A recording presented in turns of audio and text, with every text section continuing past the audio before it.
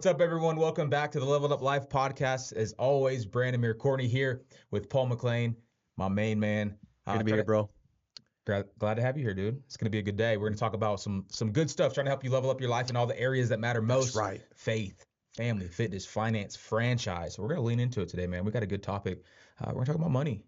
Got to get that money right. What's that thing that all the kids are doing now? Show me the money.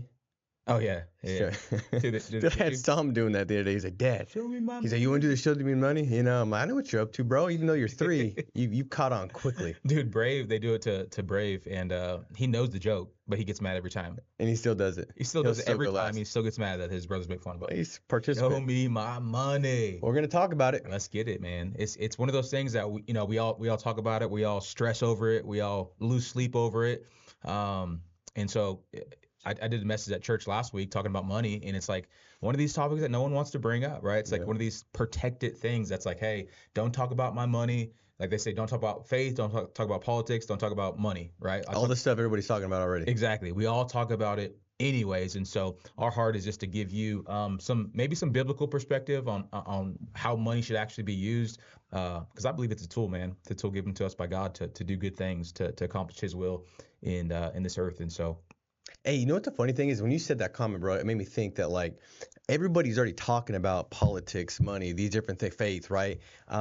But they don't want the only place that actually could speak about it from a standpoint of an absolute truth. So therefore, all the talk and the rhetoric and the back and forth, it's all based off of just like hearsay experience. Right. And it's like, I don't want to live my life by something that it's kind of like if what you knew wasn't, when would you want to know about it?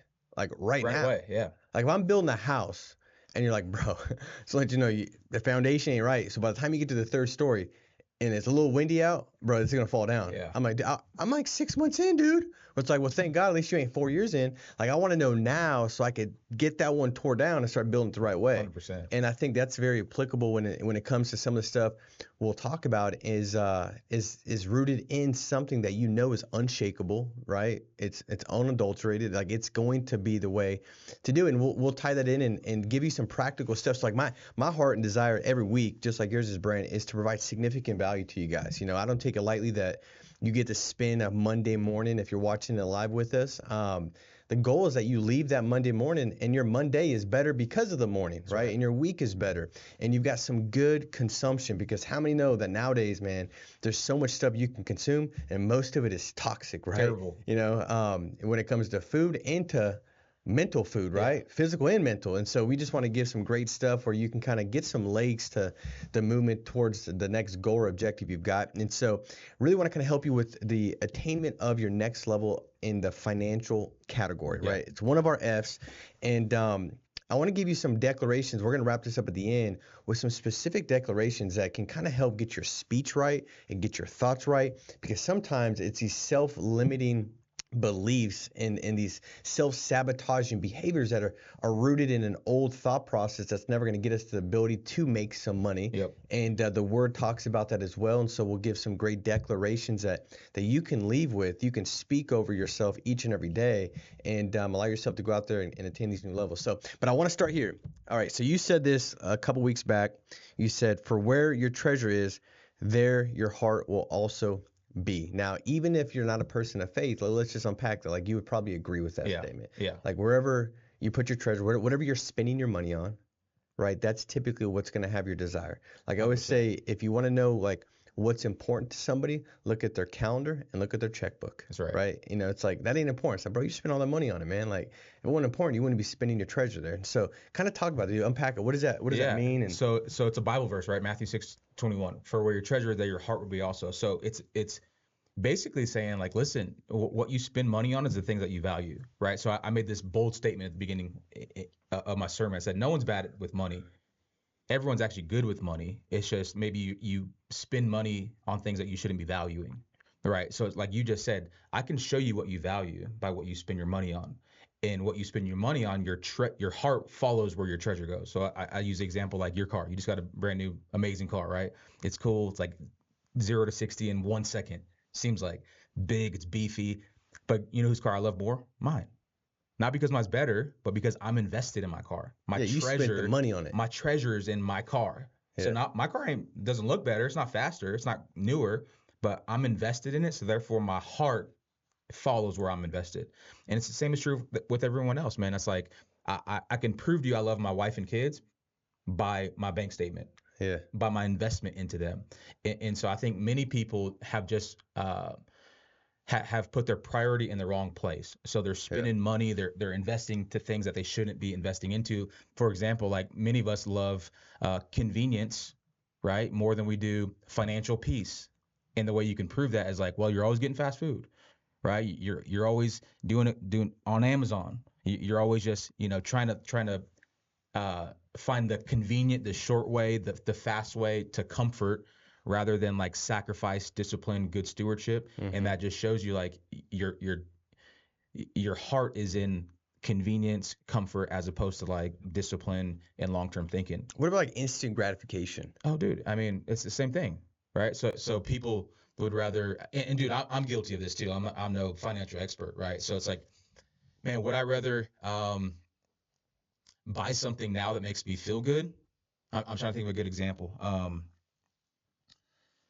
What's a good example of instant gratification? Like, I don't know. I think we just live in a culture of like a microwave society. So Yeah, we instant want gratification. it You can quick. be buying a car, like the wrong, like one that's like gonna stretch you, Dude, so opposed to okay, so a good example. I drove a 2018 Dodge Ram Rebel for a long time.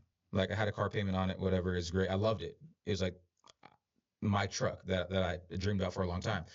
But then I sold it because I was like, dude, I don't need a car payment right now. Like it used to be a family truck. Now it's just me driving around in this big truck for no reason. Let me get rid of it. And so I was like, well, do I buy another new car and get another payment? And so for like almost a year, dude, I drove like a 2004 Ford F-150 it was just like an old work truck. And people were like, dude, what are you doing? Like are you good, bro? yeah.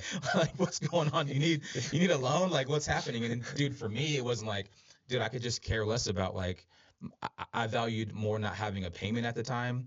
I valued more like not having to worry about like um I valued having that money in the bank or deploying it somewhere else more than I valued being seen a certain way. Right. I didn't care about an instant gratification like someone coming up to me and going, "Oh, you got a nice truck." Yeah. Now, do I have a nice car now? Yeah, I do. But it's like you gotta determine what you value in the seasons of life. Dude, And I think that's good, bro. some people are like, dude, you value more what people say and how they look at you more than your actual bank account Or financial peace of or mind. financial peace. Yeah, Dude, let's talk about that, bro. Because like, 100%. so this is the thing. Like, the rat race is real, 100%. right? And when Keeping you up with the McLains. yeah, the I mean, Joneses. No, dude. Well, I'll tell you what, man. This is the thing, bro. Like when I was in financial services, you remember this? Yeah, Dude, I was doing well, Yeah. even to the point of a 7-figure annual income, and I was still driving a Hyundai Sonata. Yeah. True or not true? 100% true. Drive It was white. a white Hyundai. So I had about 120,000 miles on it. That was my money maker, bro. And then my wife, even she was driving like a GMC Yukon that was like 6 years old. But I knew one day I wanted to have a nicer vehicle. There's nothing wrong with that. I think God wants you to have nice things, but He doesn't want the nice things to have you. That's right. And see, if you have them in the wrong season and prematurely, the nice things will have you and your freedom will be lost. And now you're always thinking about it. You're always thinking about getting by. You're always thinking about, man, it would be nice to be financially free. And you don't even enjoy the thing because you're sitting in the thing thinking like, gosh, man, I ain't got, what's my retirement look like? Where's my assets at? What's my net worth? Well, you got no net worth. You got a nice car.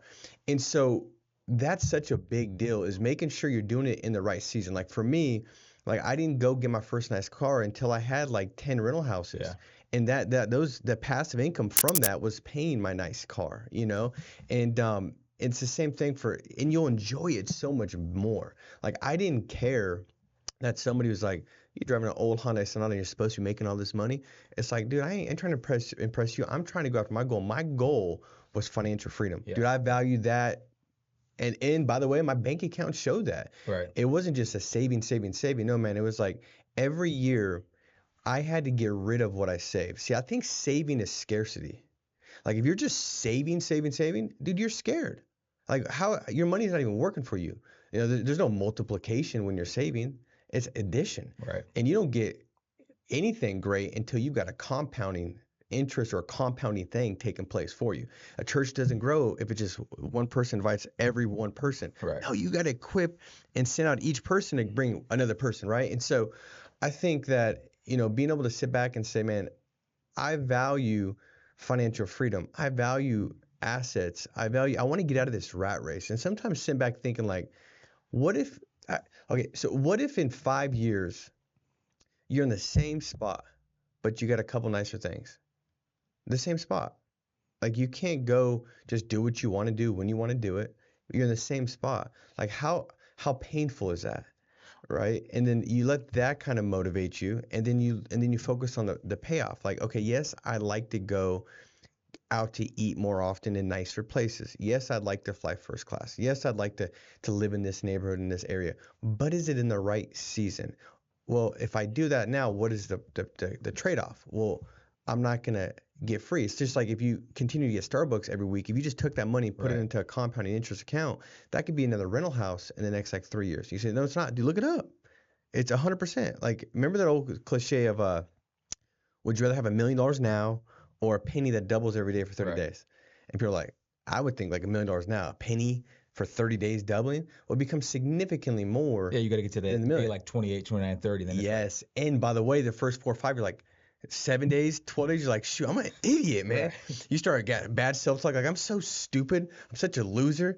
I knew that my feeling was right. I don't even deserve to exist. And then all of a sudden, 27, and it's the same thing with everything. 100%. It's, Well, dude, I mean, the reality is like you got to do a heart check, right? You have to examine, hey, where are my values at? Like, am I valuing all these things that bring me, short-term satisfaction, instant gratification, rather than thinking 5, 10, 15 years down the road? Like the Bible says that a good man leaves an inheritance not only for his kids, but his kids' kids. Mm-hmm. And so it's like, man, this tool that we have, this money, I shouldn't be just deploying it on things that I value right now. I should be deploying it on things that I value in 20 years. Like how is this going to return to me? And I've been guilty of, buying things and doing things in the wrong season. Everybody has, dude. Everyone has. Yeah. And so it's like, but now it's like, man, you got so much responsibility. I got so much on my plate. I got kids, I got a business, I got a church, I got people that look up to me. So it's like, man, I got to make sure that this tool, this resource, is not using me,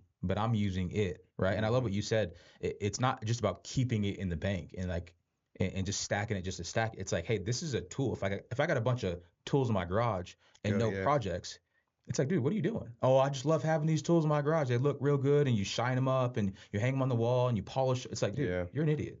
It's like, dude, this is a tool to build something. And so you got to ask yourself, like, this resource, whether you have $1 million or no dollars, the reality is it's still a tool. And you still got to deploy it to do certain things. And so it's like you got to almost take an audit of your heart, because that's a good indicator on where your treasure is. Yeah. Right. And dude, I'm glad you said it, because I didn't finish that thought. I got all distracted thinking about 7 other things. But that's the whole, at the end of the year, it's deploying it to go work for me. Right. It's like, can I go put it in a rental house? Can I go put it in a business? Can I give it and sow it somewhere else? Like I need it to go do something productive. What's a scary thing to deploy it? Yeah, 100%. It's like we're talking to entrepreneurs, and it's like, how it is to almost be at nothing, especially if you're running a business. It's like you get this little bit of nest egg, and then you got to send it back out to marketing. And then you have all these thoughts like, well, what if it doesn't work? What if that ad's not good? What if that employee sucks? What if I lose the account? Like, dude, these are thoughts that you have as an entrepreneur, as a business owner, all the time. But the reality is, if I hold on to it, eventually the business is going to suffocate. So it's like it's the fuel that keeps the fire going. Yeah, it's good. But it is scary. So talk about like what are for you, like your business is like, what do I keep in saving? What do I deploy out? Like what's the mentality, the thought, like even there? Yeah, I think for one, like I've never tried to keep a big savings, like I'm putting it into assets, whether that's going to buy a rental house or what have you. As far as a business goes, you start to develop a ratio, and you understand, like, if I put this in, this is what should come back, right? And so I think you can't expect what you don't inspect. So the first thing is you got to inspect your business. Every business is kind of different, right? It's not going to be the same.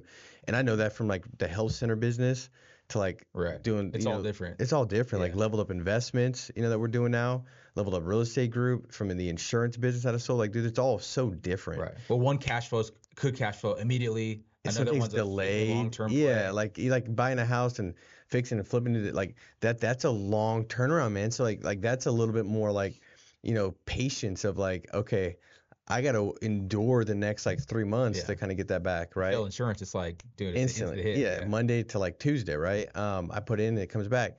But then there's also the trade-off of like you got to do a lot more of Right. those than you do the other ones. And so what's the time and all that? So it's all different, man. I just think that, you can't be if you're scared, in essence, like you're working from a level of fear, and that's derived from the world. It's never going to lead you to anything good. You got to be centered in faith. And the Right. faith is like it's a vision, a picture of what you hope for. And so I think for me, it was always easier to take the next step and take a risk when I would visualize myself seeing the right outcome take place and say, what if this does work, right? Right. So it was just a different question. In my mind, the first question was exactly that. And I think by nature, everybody's question is always by default going to be more negative. Right. And it's like, what if this doesn't work? What if this happens? And then people are looking at me like, what a loser. Like, I knew he was going to eventually lose it all. And then I go home, my wife's like, oh, good to see you, broke person. Yeah. We're going to, like, you go all these thoughts, like, and then you don't make the step opposed to like, man, what if it does work? And if it doesn't work, the reality is this: it ain't that bad. God will get me through it. I'll learn some from it, take some from it. I'll be better because of it. And so, I think with the risk, man, it's just like you're gonna feel better about yourself taking it regardless, Right. because like you're starting to build up this new self-esteem and image that I'm a person that takes risk. And only the person that takes risks is going to actually have the right rewards in their life, right? The person that stays never stepping out, they never see anything that's going to be beneficial, that's Yeah. going to be good or it's going to be fruitful. So, Well, I think you said it right that you do build a risk tolerance. yeah, exactly. Yeah, And 100%. so as you risk more things, like your risk tolerance goes up, like you're able to take more pain, right? So it's like, man, if you're good with just a 9 to 5 and you're happy and you're fulfilled, you're satisfied, like that's great. Like, do you? Like we're talking to people that have something on the inside of them that's like, no, I know there's more on the inside. Like there's dreams, there's vision, there's goals, there's things that I know that I'm supposed to be doing. Like, let me talk to you. Like eventually like at some point you gotta expand or test your risk tolerance, So it's like, man, you might have to go all in. You might have to like take some hits. Like I always think of the story in the Bible where like Peter's like, Jesus, if that's you, like tell me to come on the water, and he does. Yeah. He gets out of the comfort of the boat, and he walks on water, and he falls, right? But Jesus picks back up, takes him to the boat, but I mean, it's easier said than done, but like you'd rather be Peter that walked on water for a little bit and fell, and then got back in the boat and said, "At least I tried." Yeah, Like, 100%. dude, what about you? Like, where you at, John? Yeah. Like, you wimp. Well, yeah, but he fell, but he also has a testimony. He walked. That's right. Exactly. But not only did he walk and then fall, he also walked back with Jesus. Yeah. Like, how did Jesus get him back to the boat? Like, did he fly? Did he walk? Was he carried? Like, dude, that's a testimony right there. Yeah. That no one really talks about. So I'd rather be Peter than everyone else sitting in comfort. 100%. But I think, like, again, you got to be willing to take the risk. You got to be willing to look stupid. You got to be willing to take criticism. You got to be willing to and I think that you become callous to certain things. So now it's like, dude, I don't care what people say. I've taken that shot before. I don't care how people perceive me. I've been perceived certain ways before, and then your pain tolerance goes up and up and up, and then you begin to look at people and go, wow, how did they spend that amount of money, or how did they take that risk? And it's like, well, you didn't see all the other risk and shots and losses that they took along the way. And so now you have this keeping up with the Joneses, because like, well, dude, Paul just bought that, and I'm in this, and it's like, well, dude, yeah, he did, but you didn't see different chapters. You didn't see all the yeah, exactly, all the chapters to the story before that, So everyone's a little bit different, but I think a lot of it has to do with your mentality about money, like what you saw growing up. Exactly. Could mess you up. Yeah, talk about that, dude. 100%. So like me, I'm extremely fortunate that my dad was always an entrepreneur, right? Always thinking like business mentality. Yeah. So dude, when I grew up, it was like, I didn't think I was going to be anything other than like rich. Now I'm not rich, but like I always thought like, oh, I'm going to be rich. Yeah. For sure. Like, duh, I'll just take over dad's business or whatever it is. But then like my parents split when I was like 12, and then it was like one was rich, one was poor. So I got this perspective of like seeing a dad that had money, entrepreneurial, and then like basically a single mom, like Mm-hmm. struggling.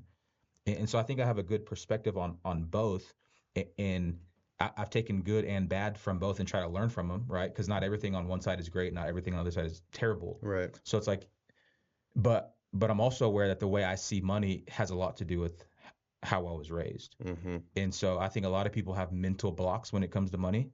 It's like, well, of course I work 9 to 5. You know, if I ever make 80,000, like I'll be rich, because that's all they've ever seen. And I think that's why association is so important. Getting around different types of thinkers is so Yeah. important, because like, dude, one of the reasons like I know I'm not there is because I hang out with people who are like not just 2 steps ahead, like 100 steps ahead. So even if I get 10 more steps, it's like, dude, I got so much more to go. And so I think you got to get around people that just see life differently, see money differently. That's Um, good. Yeah. because I think if you could go, hey, here's how I know I'm scared of money, because they say like the love of money is the root of all evil. Right. Here's how you know you love money. Um, Number one, you can't give it away. Like you're not generous, you're stingy, you're greedy. So it's like you've heard the saying like the love of money is the root of all evil. Right. So how do you know you love money? Well, you can't give it away. Like you're not a generous person. You think that all the money is for you and yours. So it's like, man, well that's one indicator. Um, Another indicator would be you never have enough, right? So it's like no matter how much you get, it's never enough. I think there's an old story. I think it might be like, I don't know exactly who it is, but basically it says, if I gave you $1 million right now, cash, I put it in your hands and you were holding it, and I said, do you want one more dollar? You'd say yeah, because it's never enough. Right. Like you're holding $1 million and I offered you one more dollar and you said yeah. And it's just an indicator like, dude, it's never going to be enough for you. And so I think that you just got to get to a point where you go, man, money's a tool. If I have it, great. If I don't have it, I'm good. It's something that God gives me to steward, to bless people. He wants to get it to me, to get it through me. So again, it's just opening up your mentality on what money actually is. Yeah. You know, and I think how you're raised has a lot to do with that, and who you surround yourself 100%. has a lot to do with that. Well, it gets me. So the one thing that I think I want to unpack real quick is like being able to increase your ability to get more money, right? The reality is there's different things that will hold you back from it, Mm-hmm. and there's different things that will propel you towards it, right? And I think that, for the most part, like money's generated, you know what I mean? It's just out there. But you can do certain things and think certain ways to generate more of it towards you. And there's different things you could do where it runs from you, right? Like, Yeah.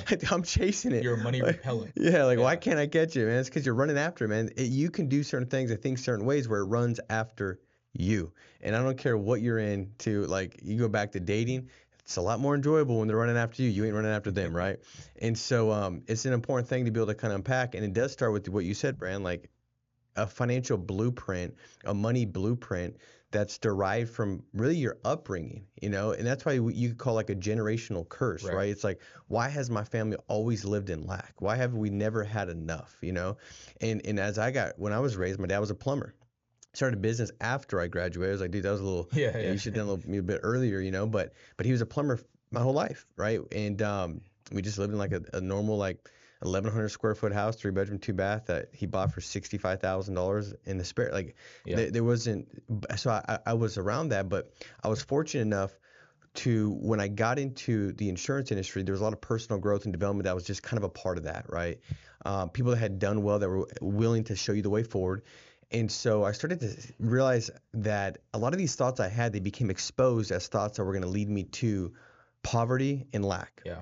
And I would have never known that if I didn't get around different perspectives, different voices that would uncover the fact that that's a lie. Yeah. That's going to keep me from it. And that's a part of the generational curse, is holding on to lies that are not true. And those lies will affect you as if they are. Now you're bound, and it just continues to perpetuate, right? And so one of those things was like, my dad always be like, dude, money doesn't grow on trees, bro. Like, if I wanted something. And it's like, the reality is, no, I should have a thought process that money does grow on trees. Yeah. Like, it's abundance. Like, Right. there's no lack of money, dude. There's billions there. Like, there's trillions. Like, there's no lack, right? And it's more of it's a lack statement that you hear, and you don't realize that, man, that's a seed getting planted, right?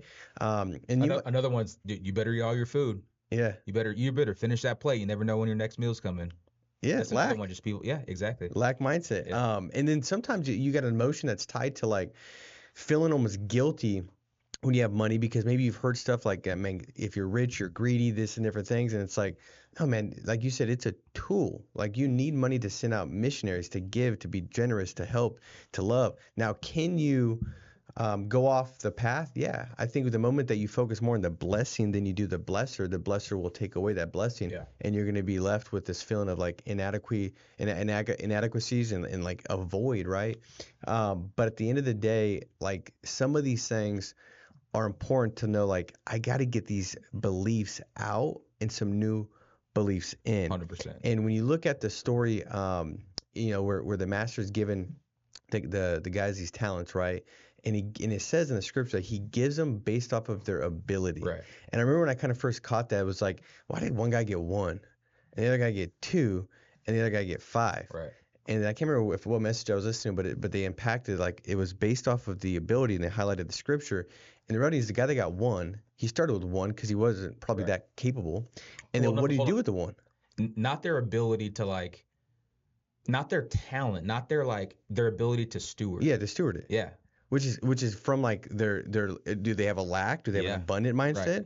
Right. Do they have the ability to go out there and turn it into something more? Yeah. What is their disciplines, their habits, their thought process actually show that they could steward? Right. And so the 1 showed the fact that he was, he just buries it, right? And in that sense, that's like being the saver. Lack mentality. Which I grew up like, just keep saving. One day, man, you get that 401k, you're retired, and it's like, bro, it's the closed fist mentality. Yeah, and just keep what I got. And it's what's top in the democracy, and it will never it'll never get you to a place of wealth and abundance, because you can't create abundance out of lack. And if you're just saving, there's no multiplication, there's no compound, it's not gonna happen. You'd have to make a disposable of $500 grand, $1 million a year every year to just save. You're actually losing if you just keep it in the ground. Correct, yeah, because there's inflation, as we all have experienced, right? God bless America. And but the 1 just buried it. The 2 turned it into like, what was it, 4? Yeah. And the 5 turned it into 10, right? Yeah. And but they put it to work. And the crazy thing is, like that's when God, he says like, you wicked servant. It's the only time where he's like that, like you've detested me. Like, right. What did you do? And it's because this is a resource that he values, and he values what we do with it. Yeah. It takes time to sit back and be intentional, knowing that this is one of those things that will reveal the fact that we've got the self-control, and we're living by the kingdom or living by the world. And the kingdom is all about abundance. It's all about thriving. It's all about faith. The world is about lack and shrinking and me and me and me, and this is mine. And what can I do? What can I get? How can I feel? How can I?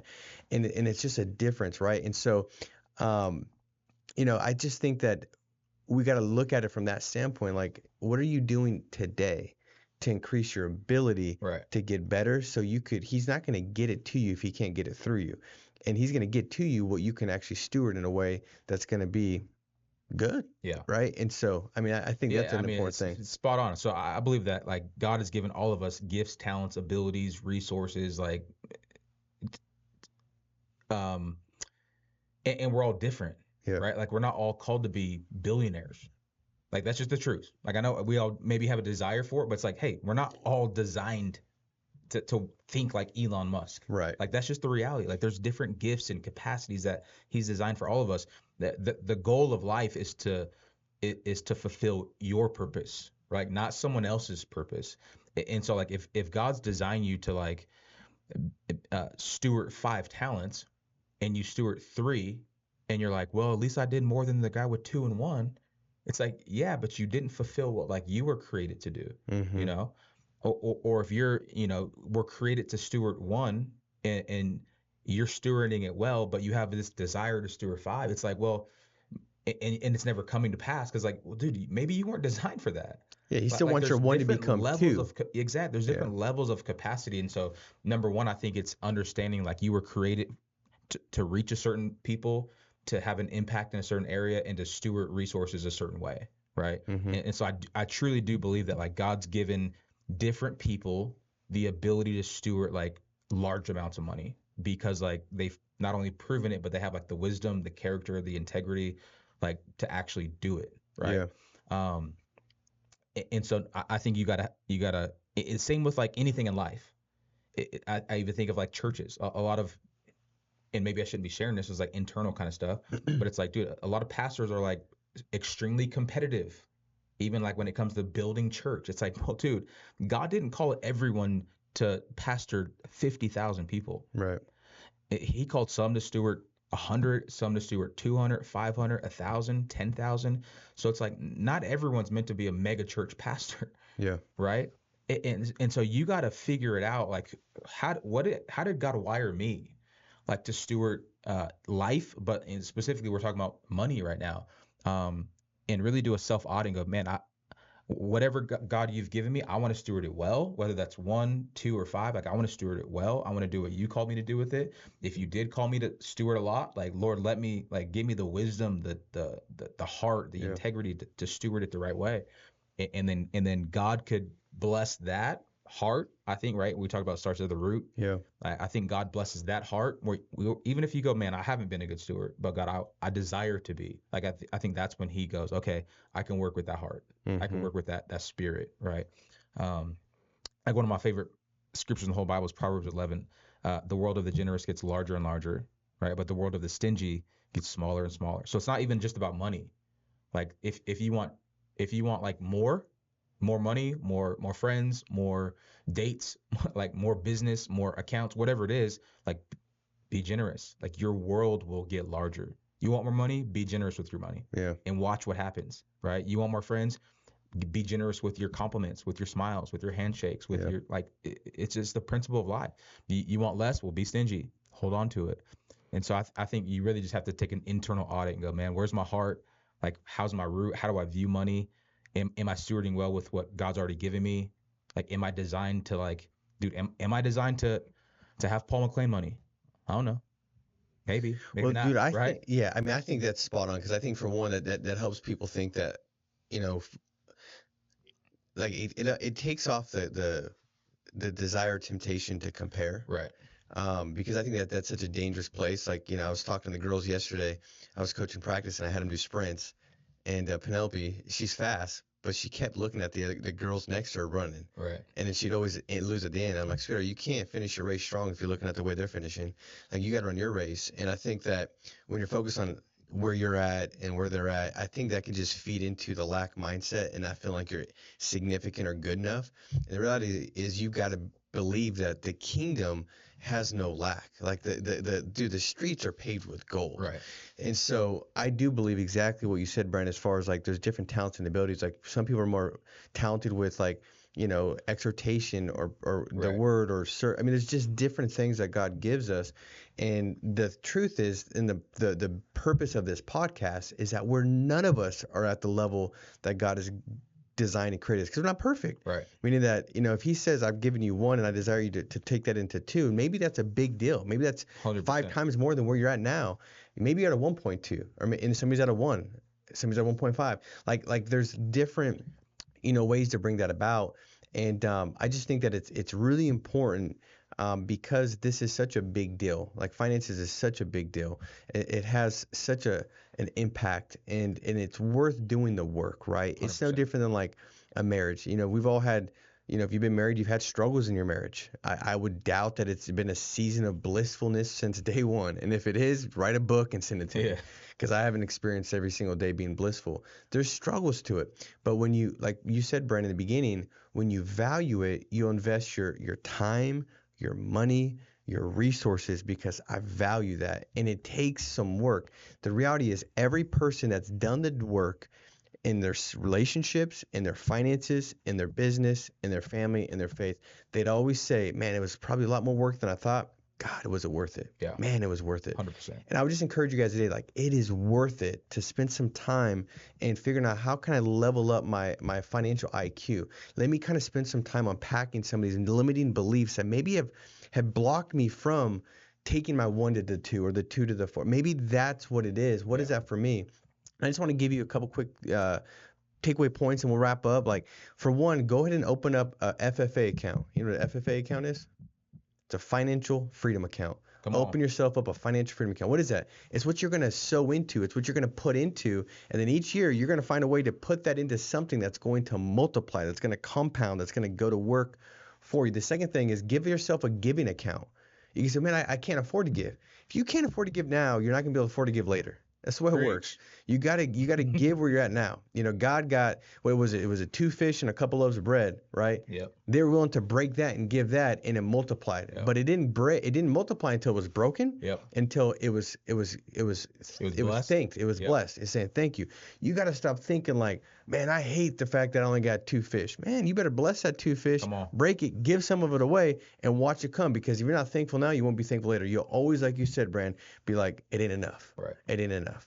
It ain't enough. And that ain't ever going to grow. So those are 2 specific things. I want to give you some money declarations really quick. And we'll send this out. Maybe we'll put this in the email blast.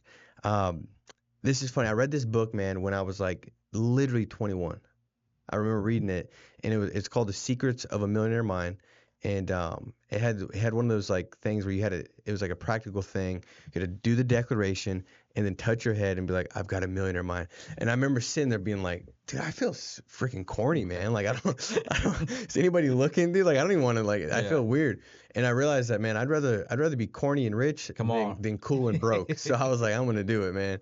And I started doing it. And I started to retrain my brain on like the way to see money and how I saw myself. And so these are just some of the things. It says my inner world creates my outer world. What I heard about money isn't necessarily true. I choose to adopt new ways of thinking that support my happiness and success. What I modeled around money was their way. I choose my way.